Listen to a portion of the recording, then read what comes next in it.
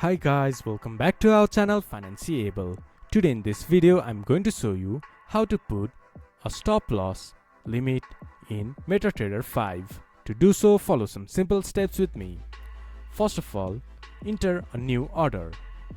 To do so, go to Tools from the top menu bar, click on it, then click to New Order. Here you can see Stop Loss option. From here, set your stop loss option. Then trade the instrument. This is how you can set stop loss in MetaTrader 5. This much for today's video. If you guys find our video helpful, please leave a like and comment. And do not forget to subscribe our channel and hit the bell icon.